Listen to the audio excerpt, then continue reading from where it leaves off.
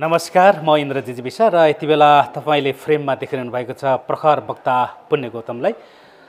पुण्य गौतम वास्तवमा को हो त? के गर्छन् उनी? कहाँ जन्मेका हुन्? उनको वास्तविकता के हो भनेर सामाजिक सञ्जालमा विभिन्न प्रश्नहरू आउने गरे पछाडि हामीले आज उहाँसँग उहाँको वास्तविकता के हो भनेर उहाँकै मुखारवृन्दबाट चाहिँ बुझ्न लागिरहेका छौँ। तपाईलाई सबैले चिने जानेको र सबैले बोलाउने पुण्य गौतम, तर तपाईँको वास्तविक नाम चाहिँ के हो? मेरो न्वारानको नाम पोषराज गौतम। तपाईँले भने जस्तै सबैले चिन्ने र बोलाउने नाम पुण्य गौतम। नागरिकता सर्टिफिकेट आदि इत्यादिमा मेरो नाम पुण्यराज गौतम र म अलिकति कम्युनिस्ट राजनीतिमा लामो समयदेखि लागेको र हिजो भूमिगत आन्दोलनमा सरिक हुँदाखेरि मेरो उपनाम टेक नाम विश्वास हुनाले फेसबुक आदि इत्यादिमा पुण्य गौतम विश्वास राखेको छु र त्यो साहित्यिक नाम पनि हो। यही नै हो मेरो परिचय। जन्म चाहिँ कहाँ र कहिले भएको थियो सर? मेरो 2034 साल चैत्र 13 गते बारा जिल्लाको निजगढमा जन्म भएको हो। तपाईँहरू बारा जिल्लामै रहनुहुन्थ्यो कि पुर्खौली थलो चाहिँ कता थियो? हामी चाहिँ रामेछापबाट माइग्रेन्ट भएका हौँ, त्यहाँबाट बसाइसराई गरेर आएको। मेरो पितृभूमि चाहिँ रामेछाप हो, गुन्सी भदौरे। सर, जस्तै तपाईँको घरको चाहिँ कुन भाइ, कति भाइ दाजुभाइ के छ सर? म घरको कान्छो छोरा हो। मेरो बुवा र मेरो बिचमा यति धेरै उमेरको अन्तर थियो कि काहीँ हिँड्यो भने मानिसहरूले भन्ने गर्थे, सोध्ने गर्थे, ओहो नाति त कति कल्कलाउँदो रहेछ भनेर बुवालाई भन्ने गर्थे। मेरो जेठो दाजु र मेरो उमेर चाहिँ पिता र पुत्रको जस्तो, बाउ छोराको जस्तो देखिन्थ्यो। कति थियो ठ्याक्कै भन्ने मिल्छ? कति थियो उमेर अन्तर चाहिँ तपाईँहरू बाउ छोराको? बुवा झन्डै 60 वर्ष हुँदा म जन्मिएको। हजुर। ओके, जस्तै तपाईँ 2034 साल बाराको निजगढमा जन्मिनु हो। त्यस पछाडि तपाईँको स्कुल लाइफ चाहिँ कति वर्षदेखि सुरुवात भयो सर? मैले अब अहिले जस्तो 3 वर्षमै किन्डर गार्डन जाने आदि इत्यादि थिएन। 5 वर्षदेखि अक्षर आरम्भ गरेर स्कुल गएको हुँ। त्यतिखेर अब बालवर्ग भन्थे पहिला, 1 क्लासभन्दा अगाडि। तर म अलि तीक्ष्ण बुद्धिको हुनाले बालवर्गमा मैले भर्ना हुनु परेन। शिशु कक्षामा मैले भर्ना हुनु परेन। अनि खरी र अब त्यो के बोकेर भन्छ हो, चक डस्टरको जमाना थिएन। चक डस्टर त थियो, तर खरी र स्लेट बोकेर म एकैचोटि कमेरो जस्तो त्यो चुन्डुङ्गाले पनि लेखिन्थ्यो, एकैचोटि म 1 कक्षामा भर्ना भएँ र प्रथम भयो। त्यतिखेर याद छ तपाईँले 1 कक्षा भर्ना भएको अथवा 1 कक्षामा पढ्दै गरेको 1 कक्षाको साथीहरू, त्यहाँको माहौलहरू? 38 साल हुनुपर्छ म 1 कक्षामा पाइलो टेकेको र मलाई आज त्यो दिन अलिअलि सपना हो कि जस्तो लाग्छ। नोस्टाल्जिक हुन्छु, रिम याद छ। म सम्झनाको तस्बिर पल्टाएर हेर्छु, एल्बम पल्टाएर, र त्यो दिन हल्का याद हुन्छ मलाई। म पहिलो दिन स्कुल गएको बेला त्यतिखेर के थियो भने अब आकाशे रङको सर्ट र हाफ कट्टु लगाएर गइन्थ्यो। अब अहिले जस्तो टिफिन झोला बोक्ने चलन थिएन, त्यसरी गएको याद छ। किताब बोक्ने ब्याग हुन्थ्यो होइन? ब्याग त थिएन, एउटा त्यही हो, त्यो स्लेट बोको अनि खरी त्यही लिएर जाने पार्टी भन्ने। ठ्याक्कै तपाईँलाई अहिले दिमागमा आएको त घुरमाइलो याद हुन्छ नि त्यो 1 क्लासमा होइन? कका के पढ्दा होस् अथवा त्यहाँ भएको बसा बसा मौरी बुधबार जाउँली भन्ने कवितालाई भाका हाली पढेको अथवा 2 1 2 2 4 भनेको, त्यस्तो के छ घुरमाइलो यादहरू छ तपाईँलाई? धेरै छ। हटी होइन डटी गर्ने नेपालीको बानी हुन्छदेखि यो त राष्ट्रिय गान भयो। ती भए। अनि त्यसपछि तपाईँले भने जस्तै अन्य धेरै कुराहरू याद आउँछ मलाई। किसानको रहर भन्ने खालको कविताहरू, माधव प्रसाद घिमिरेका, अनि देवकोटाका मुनामादनका पङ्क्तिहरू। बुवाले घरमै रामायण सस्वर वाचन गर्नुहुन्थ्यो बडो मिठो स्वरमा। ती दिनहरू जो कहिले नबित्ने गरी फर्किएर गएका छन्, सम्झना गर्दा पनि बडो मन्त्रमुग्ध हुन्छु। वास्तवमा भन्ने भने ती दिनहरू अमूल्य थिए, सम्झिन्छु। जस्तै 1 क्लासकै कुरा गरौँ, गरल मह ठसपट धपन भन्ने होइन? बस बस मौरी बुधबार जाउली फुले फुलको कचौरामा मह तिमी खाउली होइन? त्यस्तो धेरै। तर पनि म अब अलिकति साहित्य भन्दा पनि त्यतिखेर गणितको लागि तेज थिएँ मलाई प्राय गणित मन पर्थ्यो त्यो भएर 1 2 3 4 टाइप होइन अङ्ग्रेजी 5 क्लासमा जाँदा मात्रै सिकिन्थ्यो त्यतिखेर तर मैले एबिसिडी 1 2 3 4 चाहिँ पहिल्यै खारेर राखेको थिएँ एक क्लासदेखि नै एक भन्दा 1 2 यस्तै भयो त्यस पछाडिको पढाइहरू कसरी बित्दै गयो एक class 2 class 3 class 4 class 5 class हुँदै तपाईँको प्राथमिक शिक्षा समय मात्रै त्यहाँ थियो कि त्यो स्कुल होइन स्कुलको नाम के थियो त्यो पनि जानकारी गराइदिनुहोस् न म अलवेज फर्स्ट स्टुडेन्ट क्लासमा चुनौतीहीन थिएँ किनभने टिचरहरूले पनि माया गर्ने घरको पनि कान्छो छोरो आमाले पनि दुधको तर जति माथि राखेर मलाई दिने घिउ दिने म लिखुरे थिएँ स्वाभाविक हो कि धेरै मानिसहरू बच्चा कालमा गाउँघरमा लिखुरे नै हुन्छन् प्रोटिनको कमीले होइन कि अब त्यस्तै शरीर एकदम अग्लो त्यो टाइपले अनि त्यसपछि मलाई अहिले पनि याद हुन्छ कि म प्राय स्कुल फर्स्ट पनि हुन्थेँ त्यतिखेर होल फर्स्ट स्कुल फर्स्ट अनि 5 क्लासमा पुगिसकेपछि के भइदियो भने अरू 2 ठाउँका 5 देखि 6 मा जब गइन्छ 5 सम्म पढाइ हुने स्कुलहरू हुन्थ्यो कुन स्कुल छ त्यो स्कुल चाहिँ मेरो त श्री सार्वजनिक माध्यमिक विद्यालय हो निजगढमा अरू वरिपरि रहेका स्कुलमा जहाँ 5 सम्म प्राथमिक कक्षासम्म पढाइ हुन्थ्यो हाम्रोमा त माविसम्म थियो त्यहाँबाट स्टुडेन्टहरू हामी कहाँ आउँथे के अनि हामी कहाँ आउँदा अनि त्यसपछि सबै तीनवटा स्कुलका फर्स्ट भाइहरूको भाले जुदाई हुन्थ्यो त्यसमा पनि मैले उत्कृष्ट नतिजा ल्याएँ म नै फर्स्ट भएको थिएँ त्यतिखेर भाले जुदाई पनि गर्नुहुन्थ्यो होइन भाले जुदाई भन्नाले पढाइको अब हुन्थ्यो नि तपाईँको त्यो खेलकुदै हुन्छ नि भाले जुदाई हुन्छ नि एउटा भाले जुदाई हुन्थ्यो कबड्डी हुन्थ्यो डन्डीबियो हुन्थ्यो फुटबल हुन्थ्यो झुम्राको बलहरू मोजाको बल बनाएर खेलेको याद आउँछ पेले म्याराडोना जस्तै सम्झिन्थ्यौँ हामी आफूलाई म असफल फुटबल खेलाडी पनि हुँ यदि स्टेफेन हकिङ्सले परिकल्पना गरेको टाइम मेसिन मलाई उपलब्ध भयो भने म त्यसमा फर्किएर 12-13 वर्षको उमेरमा जान चाहन्छु र फुटबलर हुन चाहन्छु किनभने म एउटा असफल फुटबल खेलाडी हुँ म किप्पर राम्रो खेल्थेँ अनि कसैले भनिदियो कि यो फुटबल खेलेर के फाइदा छ पढेर ठुलो मान्छे हुनुपर्छ भनिसकेपछि मेरो त्यो सपना अधुरै भएर अहिले पनि म फुटबलको डाइहार्ड फ्यान हुँ मानौ चिनिया राष्ट्रपति सी जिनपिङको जस्तै मेरो रुचि छ भन्दा हुन्छ र मलाई के सम्झना हुन्छ भने त्यतिखेर हामी अब स्कुल बङ्क त भन्दैनथ्यौँ म फिल्ममा कहिल्यै क्रेजी रहेन तैपनि एकचोटि मलाई सम्झना छ यो कान्छी भन्ने मुभी चलिरहेको थियो कान्छी सम्झना कुसुमेरो माल यस्ता फिल्महरू हेर्न युगदेखि युगसम्म हेर्न सबै याद छ तपाईँलाई त्यो हेर्नको लागि हामी 20 किलोमिटर उता निजगढदेखि उता हामी हलमा जान्थ्यौँ चन्द्रनियापुरमा निजगढमा हल त पछि पर्यो एकचोटि के भइदियो भने शनिबारको दिन थियो अनि गाईबस्तुहरू हामीले चराउन लगेका थियौँ मेरो चाहिँ बानी के भने म जहाँ जाँदा पनि किताब बोकेर जान्थेँ झोलामा म बारे एउटा कस्तो किम्बदन्ती बनेको थियो भने पुण्य गौतम चाहिँ यो पुण्य चाहिँ हावाहुरी बतास आए पनि पढिरह्यो लेखिरह्यो भने यसलाई थाहा हुँदैन पानीले निथुक्क भिजाएपछि मात्रै ओहो पानी परेछ भन्ने यसलाई थाहा हुन्छ भन्थे अर्को पनि किम्बदन्ती थियो टुकी बत्तीमा सलेदोमा हामीले पढ्थ्यौँ र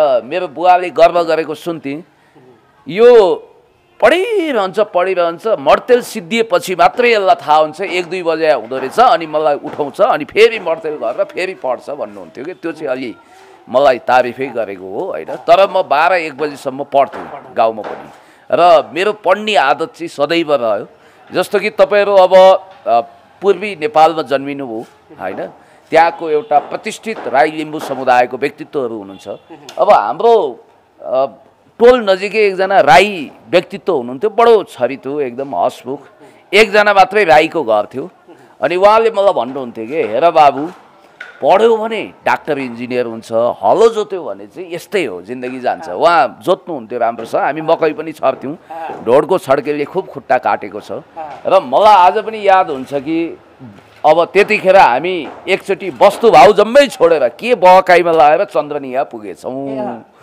अब हामीले के कल्पना गऱ्यौँ भने अब 5 बजे 6 बजे वस्तु भाउ ल्याउने हो जङ्गलमा चर्न जान्थे 6 बजे ठ्याक्कै 6 लामो दिन हुँदाखेरि 7 बजे नत्र 6 बजे घाम डुबेपछि गोधुली साँझ हुने टाइममा वस्तु भाउहरू रनबन डुले पनि थलो किलोमा फर्किन्थे ठ्याक्क आउँथे हामीले के सोच्यौँ भने 12-3 को सो हुन्थ्यो अनि 3 बजेसम्म चन्द्रनियापुरमा फिल्म हेर्ने अनि 3:30 बजे के अरे 4 बजे त निजगढ आइहाल्छौँ 4:30 बजे त्यहाँ आइसकेपछि मजा छ वस्तु भाउ घरमा ल्याइन्छ भन्ने सोच्यो भइदियो के भने फिल्म हलमा पाइलो टेक्ने ठाउँ छैन मलाई लाग्छ कन्यादान भन्ने भुवन केसीकै फिल्म हुनुपर्छ त्यो हेर्न जाँदा मलाई मन त लागेको थिएन। ट्रकमा खाँदा खाँदा गरेर गइयो, फेरि आइयो, फेरि निजगढको मान्छे भन्ने बित्तिकै भाडा लिँदैन थियो।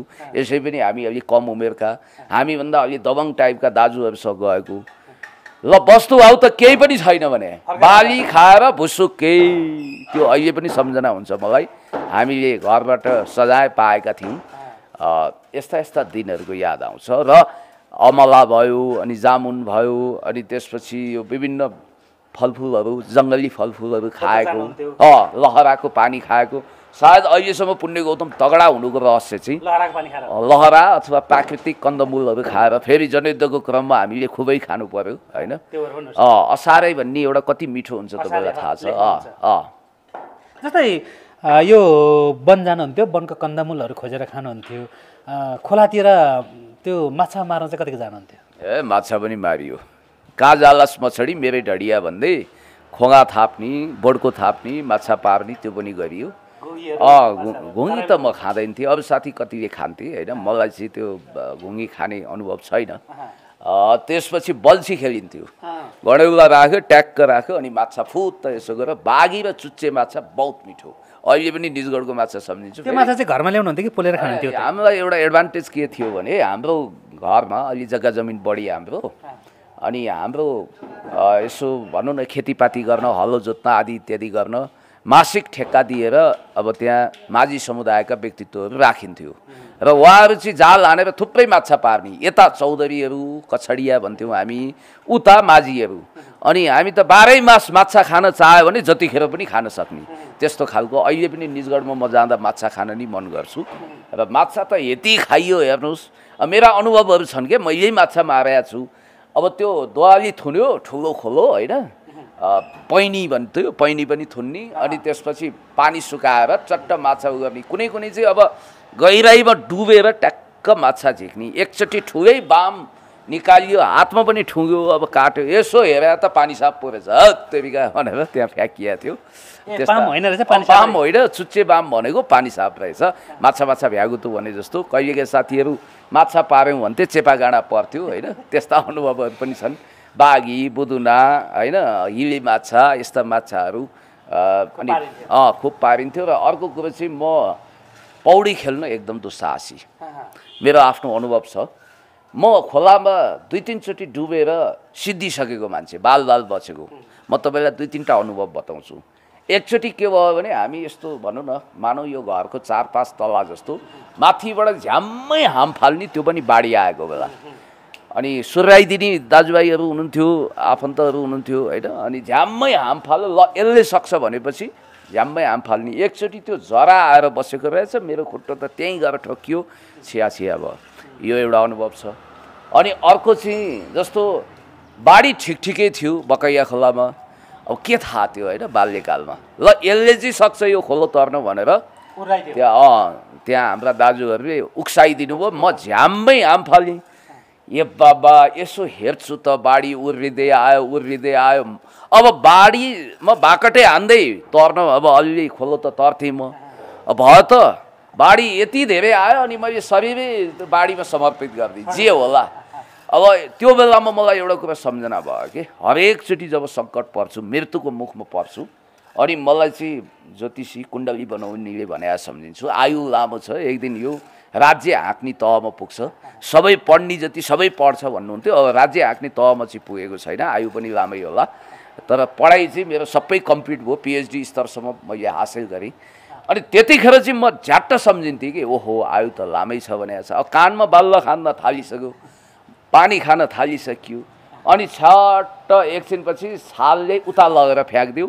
म त अर्धबेहोस भएको थिएँ, अनि मान्छेले पानी छदाएर बचायो। एकचोटि त्यस्तो हो। एकचोटि के भयो भने ह्युम पाइप हुन्थ्यो कि, ह्याम पाइप भन्थ्यौँ हामी पहिला।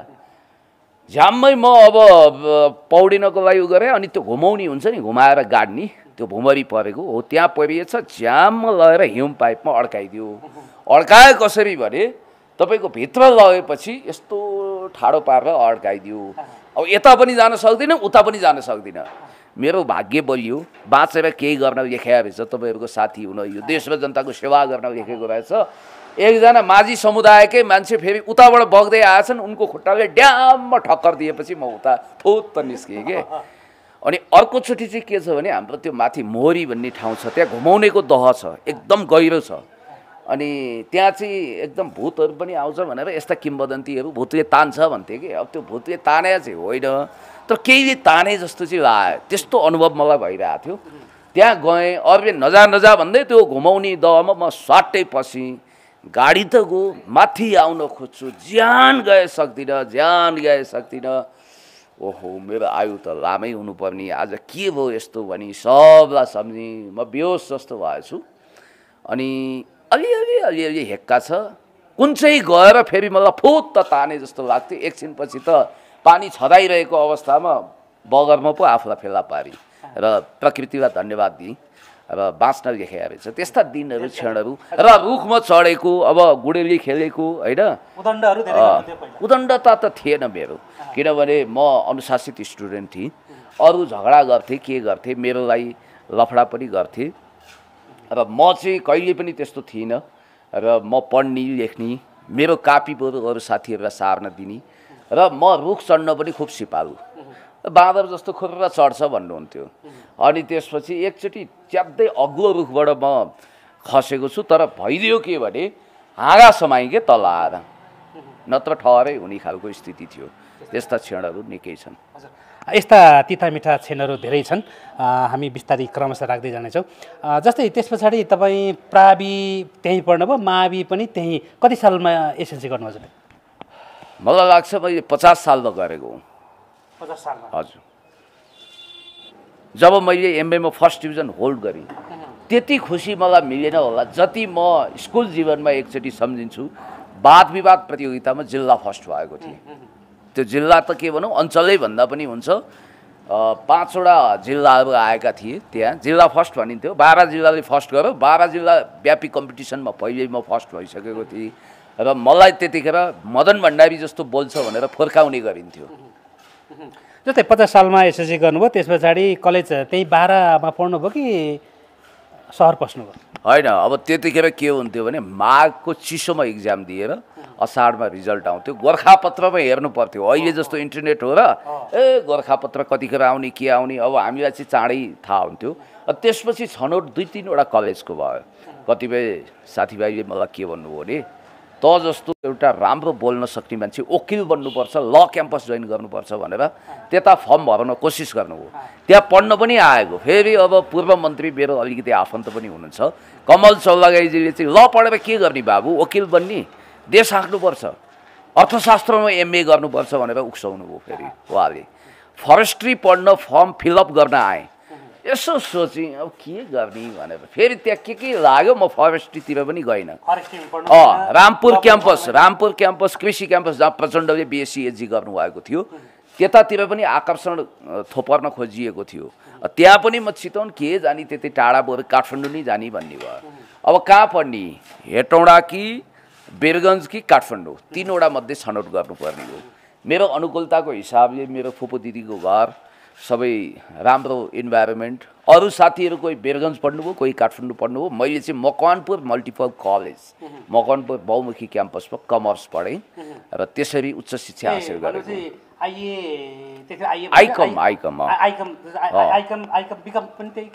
मैले बिबिएस पछि काठमाडौँबाट गरेँ। हजुर,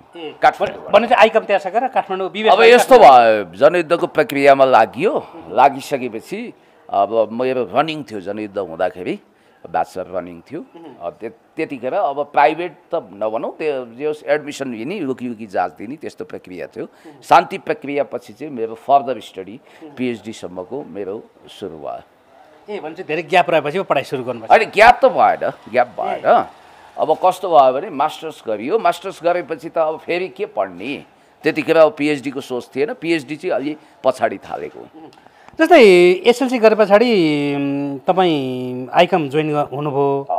बिहे चाहिँ कति साल, बिहे चाहिँ कहिले गर्नु, कति सालतिर? मेरो लोकतन्त्र पछि हो विवाहबारी। हजुर। घरबार जोडेर पनि पढाइलाई निरन्तरता दिनुभयो त्यसपछि? होइन, त्यो स्वाभाविक हो, सबैले गृहस्थ जीवनमा फर्किनुपर्छ। म उड्छु कि फड्काप छाला, जता जाला उतै खाला, एक्लो जिन्दगी भनेर हिँड्ने परिस्थिति थिएन। त्यस कारणले गृहस्थ जीवन दाम्पत्य जीवनमा जोडियो र सुखद छ। लभ म्यारेज गर्नुभयो? एरेन्ज भन्दा हुन्छ, किनभने समझदारीपूर्ण हो। हजुर, अब प्रेम भने अब माया प्रीति भने त आफ्नो पत्नीसँग सदाबहार रूपमा भइहाल्छ, त्यो ठुलो कुरो भएन। म सुखी परिवार व्यतीत गरिरहेको छु। मेरो एउटा छोरी एउटा छोरा छ। जस्तै लेखनतिर चाहिँ कति बेला लाग्नुभयो त? एसएलसी गरे पछाडि या तपाईँको कलेज लाए पछाडि? कस्तो लेखनतिर चाहिँ के छ? यसको बहुत लामो कहानी छ। 2045 सालमा रूपचन्द बिष्ट, बोलिरहने मान्छे चरा मान्छे, गरिरहने मान्छे गधा मान्छे, गर्ने र बोल्ने पो असली मान्छे भन्ने एक दार्शनिक व्यक्तित्व रूपचन्द बिष्टले उहाँको प्रेरणाले मलाई लेख्न मन भयो र मैले पहिलो कविता नेता भन्ने लेखेछु, जुन सामाजिक सञ्जालमा पनि आएको छ। मैले त्यो केही टेलिभिजन कर्मी साथीभाइहरूले मेरो बायोग्राफिकल बनाउँदा त्यो हाल्नु पनि भएको छ। 2045 सालमा पञ्चायती व्यवस्थामा पञ्चायतका निकृष्ट र अत्यन्तै तन्नम नेताहरूलाई केन्द्रित गरेर, भ्रष्ट नेताहरूलाई केन्द्रित गरेर लेखेका थिएँ। आज पनि त्यो कविता नेताहरूको लागि सान्दर्भिक हुन्छ। यद्यपि म आफै राजनीतिमा छु र त्यस्तो नेतागिरीको म कल्पना गर्दिनँ। र अन्य लेखन र मेरो राजनीति प्यारल भयो। जस्तो कि लेखनको कुरा गर्नुहुन्छ भने मेरो अब कविता लेखनहरू, अलिअलि निबन्ध लेखनहरू त्यसपछि सुरु भयो र 47 सालपछि 48 सालपछि मैले कविताहरू लेखेँ। सोनाम माटोको इतिहास पढ्छ भन्ने 48 सालमा प्रकाशित भएको त्यो कविताले जिल्लाव्यापी प्रथम स्थान हासिल गरेको थियो स्कुल जीवनमै, म सम्झिन्छु। र मैले युग कवि सिद्धिचरण श्रेष्ठको हातबाट पुरस्कार पनि पाएको थिएँ त्यतिखेर। र मैले त्यही बेलामा राष्ट्रकवि माधव प्रसाद घिमिरेलाई देखेको थिएँ, मलाई सम्झना छ। त्यसपछि अब खास आर्टिकल लेखन भनेको त म राजनीतिमा लागेपछि 51-52 सालदेखि सुरु भयो। र मैले यो दरमियानमा कान्तिपुर, अन्नपूर्ण पोस्ट, समाचार पत्र, एक समयमा यस्तो थियो कि आज सामाजिक सञ्जालमा यत्रतत्र सर्वत्र जताततै पुण्य गौतमलाई मन पराए पनि नपराए पनि नहेरी सुख छैन भने जस्तो 4वटा साप्ताहिक पत्रिकामा हप्तामा, अनि दैनिक पत्रिकामा दैनिक जस्तो एउटा दैनिक पत्रिकामा मेरो आर्टिकल आउँथ्यो। म लेखेको लेखै गर्ने, पढेको पढाइ गर्ने, त्यो खालको व्यक्तित्व थियो। विशेष गरी तपाईँ राजनीतिक धारको व्यक्तित्व हुनुहुन्छ। आज मात्र नै, पहिलाबाट नै, अगाडिबाटै राजनीतिबाट प्रभावित बनेर राजनीतिक धारमा लाग्नुभयो। जस्तै प्रेमिल उपन्यासहरू, प्रेमिल साहित्यिक लेख रचनाहरू सिर्जना गर्नुभयो कि भएन? पढ्नुभयो कि भएन? पढ्नुभयो भने कस्ता कस्ता कुन कुन उपन्यासहरू पढ्नु भएको छ? तपाईँको यो प्रश्नको जवाफ दिनु अगाडि म आफ्नो कुरा टुङ्ग्याउँछु। मैले जस्तो अङ्ग्रेजी माध्यमका आर्टिकल पनि लेखेको छु, पिपुल्स रिभ्यू आदि इत्यादि अखबारमा। The great significant of socialism जस्ता आर्टिकलहरू लेखेको छु। तपाईँले भने जस्तो मैले अङ्ग्रेजी नेपाली भाषाका आर्टिकल लेखेको छु। विदेशबाट प्रकाशित हुने अखबारहरूमा पनि मेरा कतिपय आर्टिकलहरू प्रकाशित भएका छन् अङ्ग्रेजी भाषामा। र यतातिर तपाईँले उपन्यासको कुरा गर्नु हो, स्वाभाविक हो कि कसैले यो लुकाउनै सक्दैन। त्यो बेलामा हरेक मान्छेको सिरानी मुनि या त प्रकाश कोविद या त युधिर थापाका उपन्यासहरू हुन्थे। मलाई त्यो अश्लीलता मन पर्दैन थियो, त्यसकारण युधिर थापाको केही प्रेमिल उपन्यासहरू त पढियो होला, भावुक पनि भइयो होला। त्यतिखेर गुरुप्रसाद मैनालीको नासो जस्तो कथाले एकदमै मान्छेको मथिङ्गल भिङ्ग्याउँथ्यो, एकदम झन्कृत तुलाउँथ्यो र प्रेममा भाव विहल भएको एउटा करुणामय क्षणलाई पनि त्यसले प्रकट गर्दथ्यो। र मलाई आज पनि सम्झना हुन्छ, मोती दिएर आँसु बटुले हार भएर जित, हाँगाबाट झरेको फुलले भुल्न सकेन प्रीत। यस्तै यस्तै खालका एकदमै प्रकाश कोविदका उपन्यासहरू पढिन्थ्यो, किनभने गाउँघरमा त्यही आउँथ्यो। र अर्को कुरो, खतरनाक कुरो चाहिँ के भने हाम्रा गाउँले दाजैहरूले त्यतिखेर त्यो एकदम झिलझिले कभर भएको खुनवाला गुन्डा अनि वर्दीवाला इन्सान, यस्ता यस्ता टाइपका, मौत की घाट, कुए, यस्ता किताबहरू ल्याउनुहुन्थ्यो। र त्यो बेलादेखि अब सिरियल त थिएन त्यतिखेर, भर्खर डिस लाइनहरू आएको थियो, कहिलेकाहीँ हेरिन्थ्यो, स्टार टिभी, जी टिभी भन्थे। तर मैले त्यतिखेरदेखि हिन्दी, अब एउटा फिल्मको माध्यम, अर्को यो अखबारहरू, स्टार डस्टहरू आदि इत्यादि हामी पढ्थ्यौँ। र कहिलेकाहीँ पढ्ने हो। र उपन्यास पढ्यो भने बिग्रिन्छ, पढाइ बिग्रिन्छ भन्ने, फिल्म धेरै हेर्नु हुँदैन, उपन्यास पढ्ने हो। एकचोटि मेरो झोलामा उपन्यास रहेछ कुनै साथीले दिएको, सरले झाँको झार्नु हो, यस्तो पढेर बिग्रिन्छ मान्छे, यो खुर्क लगाएर थन्को, यो मलाई भन्नुभयो। पछि त बुझेको त उहाँलाई पो पढ्न रहर रहेछ, उहाँले लानु हो कि।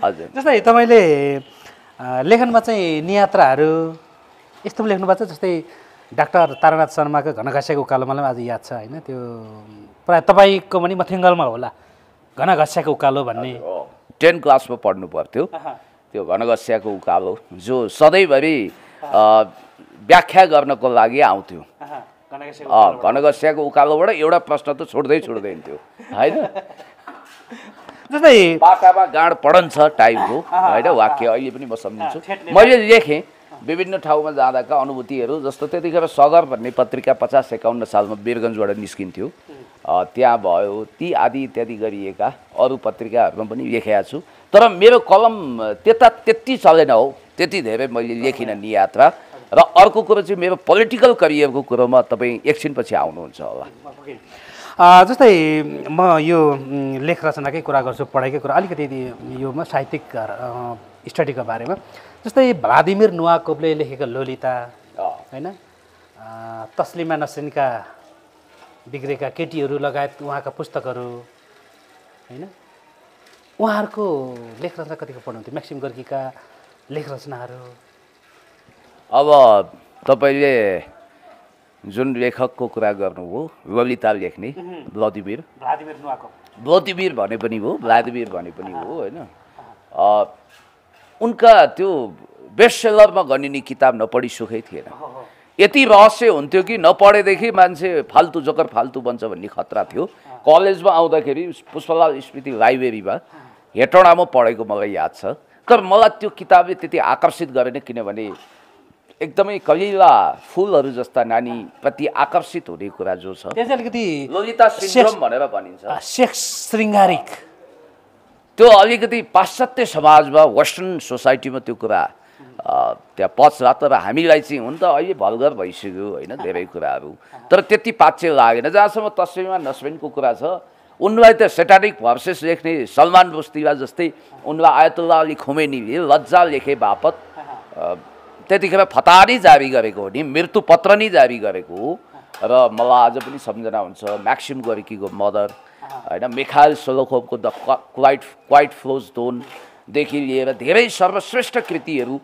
क्राइम एन्ड पनिसमेन्ट ब्रदर कार्मरोजको त्यसै गरी अब फादर एन्ड सन पढियो इभान तुर्गेनेभको र त्यसपछि अब धेरै अन्तोन चेखभको पढियो ओ हेनरीको पढियो अर्नेस्टो हेमिङ्वेको ओल्ड म्यान एन्ड सी पढियो यति धेरै पढियो कि जिन्दगीमा मैले केही समय त दार्शनिक साहित्यिक ऐतिहासिक किताब पढ्ने बाहेक लेख्ने कामै गरिनँ र तपाईँलाई अपत्यारिलो लाग्दा कुनै समय म दिनमा 17-18 घन्टा 4-5 घन्टा सुत्नु बाहेक हरेक समय पढेको पढाइ गर्थेँ सबै लाइब्रेरी नै खानुपर्छ भन्ने मेरो उद्देश्य थियो र त्यो बेलाको नलेज अहिले स्टकमा छ र कतिपय बेला कच्चा पदार्थको रूपमा त्यो काम लाग्छ त्यति बेला तपाईँ एक हिसाबले किताबी किरो हुनुहुन्थ्यो म किताबी किरो त अहिले मलाई नभन्नुहोस् अहिले पनि पढ्छु तर किरो चाहिँ नभन्नुहोस् किनभने आजकल किताबी किरोहरू किताबदेखि किताबसम्म छन् र धमिराले शास्त्रीय पुस्तक खाए जस्तै उनीहरूले पुस्तक खाइरहेका छन् पुस्तकदेखि व्यवहारसम्म पुग्नुपर्छ यसरी तपाईँको पढाइ चल्दै गयो साहित्यिक लेख रचना लेख्नेदेखि पढ्नेदेखि यो क्रमहरू चल्दै आयो त्यस पछाडि तपाईँको यो राजनीतिक जीवनतिर कति जोडिन चाहे तपाईँ जनयुद्धमा हिँड्नुभयो बन्दुकै पकड हिँड्नुभयो कि के एकदम पड्काउनु भयो त्यो सबै कुरो नगरौँ यहाँ फेरि लफडा मुद्दा मामिला तनावहरू हुन्छ मतलब मुद्दा मामिला पनि यति चाहिँ खोलाउनुहोस् तपाईँलाई हतियार चलाउनु चाहिँ आउँछ एकदम कुन हतियार चलाउन आउँछ अब यस्तो भरुवा बन्दुक अब सिक्सर यस्तो त चलाइन्छ तर त्यो त नर्मल हो भरुवा बन्दुक त तपाईँको अहिले होइन त्यतिखेरको लागि महत्त्वपूर्ण थियो नि त भरुवा बन्दुक चलाउनु पर्यो घरेलु हतियारको रूपमा जिलेटिन पड्काउनु भरुवा बन्दुक पड्काउनु एम्बुस थाप्नु जस्ता कुराहरू त त्यतिखेर असामान्य थिए नि त त्यो समयमा अहिले पो नर्मल भयो होला र अर्को कुरो म तपाईँलाई भन्छु कि मैले जीवनमा सयौँ आर्टिकलहरू लेखेँ सयौँ राजनीतिक र साहित्यिक आर्टिकल फुटकर आर्टिकल लेखेँ अहिले पनि मेरा धेरै साथीहरू भन्छन् तपाईँभन्दा धेरै जुनियर हामीले 2-3वटा कृति प्रकाशित गरिसक्यो तपाईँको खातका खात छ 10वटा कृति बन्ने खालको फुटकर रचना छ निकाल्नुहोस् भन्नुहुन्छ हो म किताबको तयारीमा छु म तपाईँलाई भनिरहेको छु मेरो एक्सपिरियन्स सोसियल मिडियाबारे त्यसलाई नेपाली र अङ्ग्रेजी दुवै माध्यममा म निकाल्दैछु एउटा कुरो यो मलाई लाग्छ नेपालको सोसियल मिडियाको इतिहासमा युट्युब फेसबुक र टिकटकको इतिहासमा अनौठो किसिमको र पहिलो अथेन्टिक किताब हुनेछ, रिसर्च ओरिएन्टेड। तपाईँहरू सबैको नाम मेन्सन गरेको छु र मैले आजसम्म झन्डै मेरो युट्युबमा 50,000 भिडियो होला, टिकटकमा त्योभन्दा बढी सङ्ख्यामा होला, फेसबुकमा त्योभन्दा बढी सङ्ख्यामा होला, तर ती सबैको विषयमा अब डिटेल्स लेख्दैछु। र मलाई जहाँसम्म लाग्छ तपाईँले राजनीतिक यात्रा सम्झाउनु भयो, मलाई आज पनि सम्झना छ 2043 सालको चुनाव, पञ्चायतकालको चुनावको रिमरिम सम्झना छ। भोट हाल्न हाम्रा बुवाहरू आमाहरू गएको, मेरो परम पूज्य पिताज्यू श्री रुद्रप्रसाद गौतम र माताज्यू हिमादेवी गौतमले कसरी त्यतिखेर भोट हाल्न जानुभएको थियो, राजनीतिक उल्लास के थियो। भोट नहाले पञ्चायतले पक्रिन्थ्यो, मेरो बुवा आमाहरू यद्यपि पञ्चायतमा विश्वास गर्नुहुन्न थियो तर पक्रिहाल्थ्यो, त्यसकारण बाध्यताको नाम मजबुरीको नाम महात्मा गान्धी भने जस्तो। र त्यतिखेरको स्थानीय चुनाव, राष्ट्रिय पञ्चायतको चुनाव मलाई अलिअलि याद छ। र 45 सालमा तत्कालीन अनिवार्य सभ्यू 6औं मार्फत स्कुल इकाइ कमिटीमा म सङ्गठित भएँ र म 2046 सालको जनआन्दोलनमा बाल्यकालमै जानी नजानी हेलिएँ र 2048 सालमा म पार्टी सदस्य भएको हुँ र त्यहाँदेखि यता निरन्तर कम्युनिस्ट आन्दोलनमा छु, विभिन्न बङ्गालमा छु र माओवादी आन्दोलनको सुरुवाती चरणदेखि नै लागेको हुँ र 2048 सालमा एकता केन्द्र बन्दा त्यसका सदस्यहरू भयौँ। त्यसको खुल्ला मोर्चाको रूपमा डाक्टर बाबुराम भट्टराई, लीलामणि पोखरेलहरूले नेतृत्व गरेको संयुक्त जनमोर्चा थियो। आज पनि डाक्टर बाबुराम भट्टराईलाई ती दिनहरूको सम्झना होला। र जनयुद्ध सुरु हुनुभन्दा अगाडि 2052 साल हो या 51 को अन्तिममा हुनुपर्छ, रौतहटमा आज पनि सम्झिन्छु, हो ट्र्याक्टर डान्स गरेर कहाँ हे बाबुराम भट्टराई भन्दै साजन सर्ट लगाएको, झुस्स दारी पालेको एउटा चे गोएवारा इमेजमा आएको डाक्टर बाबुराम भट्टराईसँग हात मिलाउँदा मान्छेले 3 दिन हात धोएनन् रे। आज के छ र, कसको सेलिब्रेटी स्टारडम छ र यहाँ? बाबुराम भट्टराई जननेता कमरेड मदन भण्डारीको लाइभ भाषण मैले सुनेको छु 49 सालमा। त्यसैले ती दिनहरू म याद गर्छु र ती दिनहरूमा हामी कति इनोसेन्ट थियौँ, कहिलेकाहीँ सम्झिन्छु कस्तो आदर्श थियो, कति रमाइलो खालको अथवा चुनौतीपूर्ण भए पनि आदर्शको मूल्य मान्यता थियो।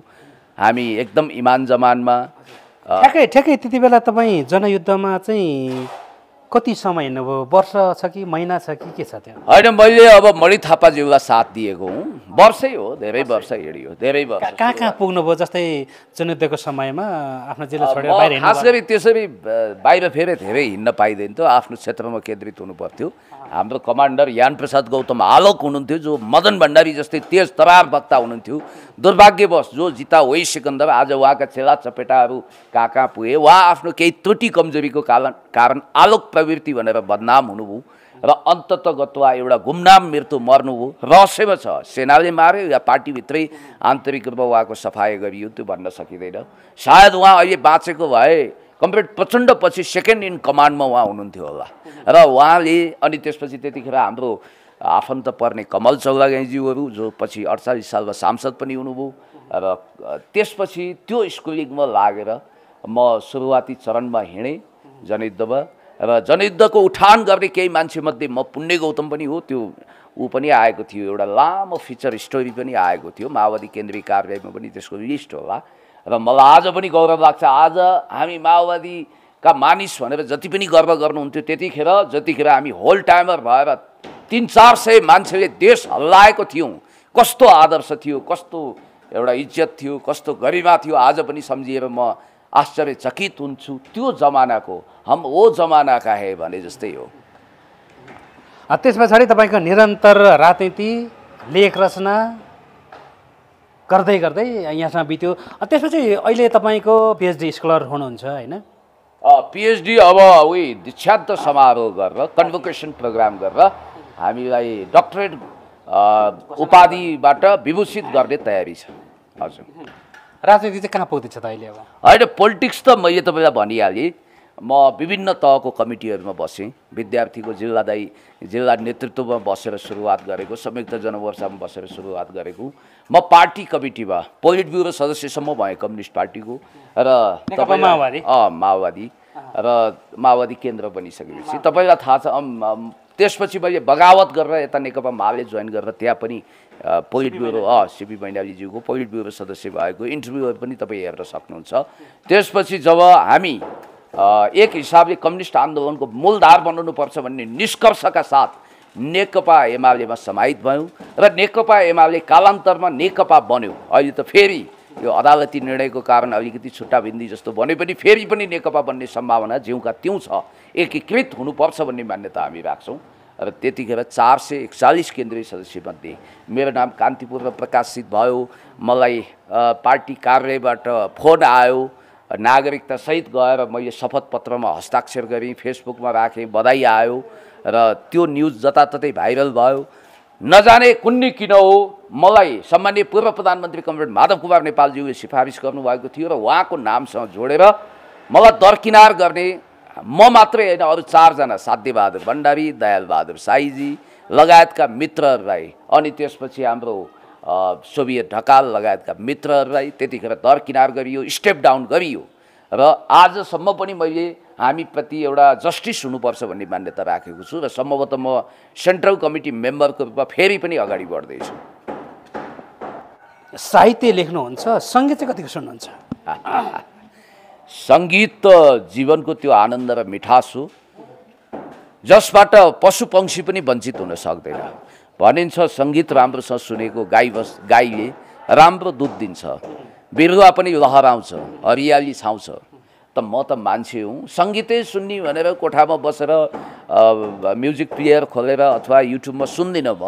तर बाहिर टाढा जाँदा, यात्रा हुँदा सङ्गीत बज्छ, विभिन्न समारोहहरूमा गइन्छ, त्यतिखेर मन्त्रमुग्ध हुन्छु। सङ्गीत मन पराउने मान्छे। यहाँ एक्लो हुँदा, एकान्तमा हुँदा चाहिँ के गर्नुहुन्छ त? कसरी टाइम पास गर्नुहुन्छ? किताब पढ्छु, लेख्छु। प्रायः त साथीभाइहरूले टेलिफोन गरिरहनुहुन्छ, कहिलेकाहीँ टेलिफोनमा जवाब दिन्छु। म बढी सक्रिय मान्छे हुँ। म जतिखेर बिउजुन्छु त्यो बेलादेखि नसुत्दासम्म म सक्रिय मान्छे हो। यहाँले पछिल्लो समय हेरेको फिल्म चाहिँ कुन त? नेपाली फिल्म अथवा हिन्दी फिल्म, कुन फिल्म हेर्नु पछिल्लो समय?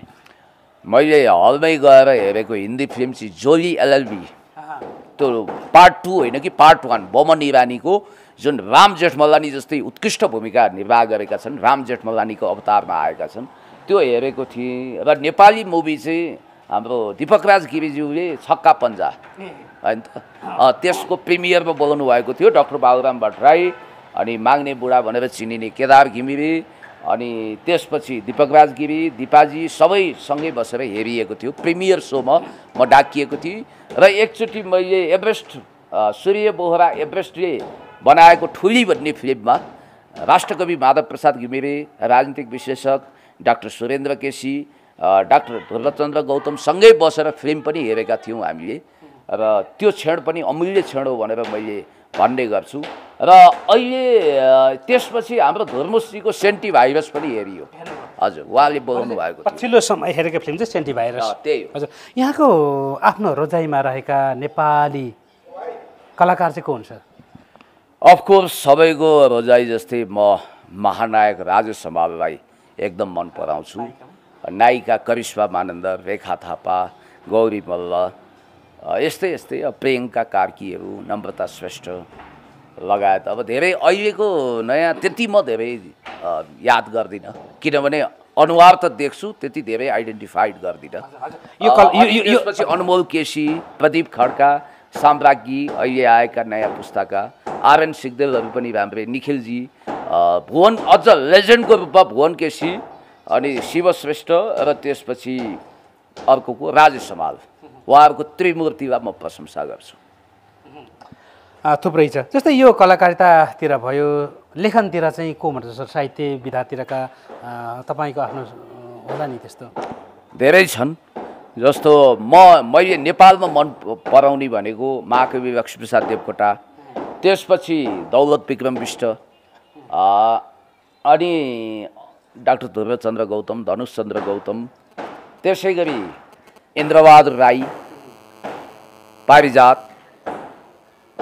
त्यसपछि नयाँ कविहरू जस्तो अब नयाँ पुस्ताका साथीहरू स्वप्निल स्मृति रावत जस्ता साथीहरू, अनि धेरै छन्। अब मलाई धेरै मनपर्छ। लेखन प्रखर भएका साथीहरू छन् र फिक्सन र फ्याक्ट दुईवटा छ। फ्याक्टमा अब यतापट्टि फिक्सन होइन, नन फिक्सनमा चाहिँ मलाई मनपर्ने लेखकहरू पनि नेपालमा धेरै हुन्छ। आर्टिकल लेखकहरूमा जस्तो हरि अधिकारीजीको पनि राइटिङलाई म मन पराउँछु, विचार अलग भए पनि। नारायण ढकालको पावरफुल लेखन छ। यस्ता धेरै लेखकहरू हुनुहुन्छ, मैले अहिले ठ्याक्कै नाम सबैको लिन सकिनँ। अब विश्व साहित्यमा चाहिँ विश्व इतिहासमा अब जस्तो फिक्सनमा होइन फ्याक्टमा नन फिक्सनमा चाहिँ मलाई फ्रान्सिस फुकुयामा जसको after the neocons America at the crossroad मैले 2 चोटि पढेँ end of the history and last train. त्यसै गरी फ्रान्सिस फुकुयामाको पनि बापका बाप माई बाप जस्तो the clash of civilisation and remaking of world order, political order in changing society, हामीले पिएचडी लेभलमा पनि त्यसलाई रेफरेन्स बनाउनुपर्छ, स्यामुअल पी हन्टिङटन। त्यसै गरी after the neocons pirates and emperor new and world, media control जस्तो विश्वप्रसिद्ध कृति लेख्ने नम चम्स्की भाषाविद हुनुहुन्छ। पाउलो कोएल्हो पनि म पढ्छु, अल्कोमिस्ट होइन। त्यसपछि अब मिखाइल सोलोखोभ भयो, त्यसपछि इभान तुर्गेनेभ, म्याक्सिम गोर्की आदि इत्यादि धेरै छन्। यहाँले पछिल्लो समय पढेको पुस्तक चाहिँ कुन पढ्दै हुनुहुन्छ अहिले? मैले पछिल्लो समय area of darkness written by VS Naipaul, त्यसलाई मैले दोहोऱ्याएर पढेँ। त्यो यति मजाको छ कि खास गरी उहाँलाई इन्डियनहरूले आफ्नो भनेर भने उहाँ यस्तो व्यङ्ग्योक्ति वक्रोक्ति प्रयोग गर्नुहुन्छ कि एकचोटि सलमान रुस्दीको सैटानिक भर्सेस भन्ने किताबलाई मुसाले कोतर्न पनि अस्वीकार गर्छ भनेर कूटनीतिक जवाफ दिनुभएको थियो।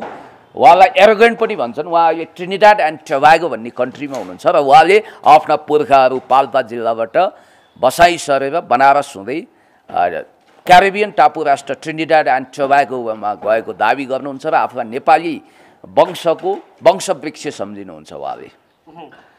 पक्कै पनि हामी कुराकानीको लगभग अन्त्यतिर छौँ। अब तपाईँको जीवनको लक्ष्य र उद्देश्य चाहिँ के छ? राजनीति। मेरो जीवनको मूलधार भनेको राजनीति हो। राजनीति मार्फत मानव सेवा गर्ने, समस्त प्राणीहरूको सेवा गर्ने, समाजको मुहार बदल्ने, नेपाललाई विकसित समृद्ध बलियो बनाउने महान राष्ट्र नेपालको सेवा गर्ने, यही नै हो। हुन त एकजना साथीले उद्देश्य के लिनु, उडी छुनु चन्द्र एक भने जस्तो, जसरी ड्याग ह्यामरसोल्ड पूर्व संयुक्त राष्ट्रसङ्घको महासचिव उहाँको मृत्यु हुँदाखेरि त्यसको छानबिन आयोगको अध्यक्ष बनेर राम्रो काम गरे बापत ऋषिकेश शाह नेपाली मूलबाट अथवा यो साउथ एसियाबाटै पहिलो संयुक्त राष्ट्रसङ्घको महासचिव हुने सम्भावना थियो। तर त्यतिखेरको हिज म्याजेस्टी किङ महेन्द्रले त्यो कुरा नरुचाएको हुनाले उनी बन्न सकेनन् र घुम्दै फिर्दै रुम्जाटार भने जस्तो अब 4वटा पद होल्ड, 4वटा मध्ये एउटा पद होल्ड गरेको र मास्टर डिग्री गरेको कुनै पनि व्यक्ति भविष्यमा संयुक्त राष्ट्रसङ्घको महासचिव नेपालबाट हुन सक्छ भनेर घोषणा गर्नुभएको छ। अबको विदिन 15 देखि 20 वर्ष 15 इयर्स टु 20 इयर्स जस्तो राष्ट्रपति, प्रधानमन्त्री अनि उपराष्ट्रपति र परराष्ट्र मन्त्री जसको योग्यता चाहिँ न्यूनतम मास्टर्स हुनुपर्छ, जस्तो अहिले एन्टोनियो गुटेरेसको पनि पोलिटिकल ब्याकग्राउन्ड हो। त्यसै गरी त्यस्तो महत्त्वाकांक्षा पो लिनुपर्छ भनेर मलाई एकजनाले भड्काउनुहुन्थ्यो।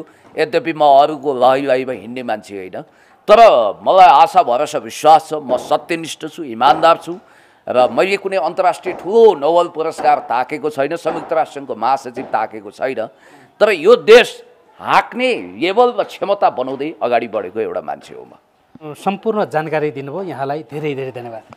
तपाईँलाई पनि धेरै धेरै धन्यवाद दिन्छु कि तपाईँले सोसियल मिडियामा यस प्रकारको स्ट्यान्डर्ड भिडियो बनाइरहनु भएको छ। तपाईँ एकदमै मेहनती हुनुहुन्छ इन्द्रजी विश्वजी। तपाईँको यो सिलिचुङ टेलिभिजनको पनि उत्तरोत्तर प्रगतिको कामना गर्न चाहन्छु र तपाईँ जस्तो व्यक्तिगत रूपमा भला आदमी, असल र एक हिसाबले ऊर्जाशील र भाइरलको पछाडि नलाग्ने पत्रकार देख्दा मलाई गौरव लाग्छ।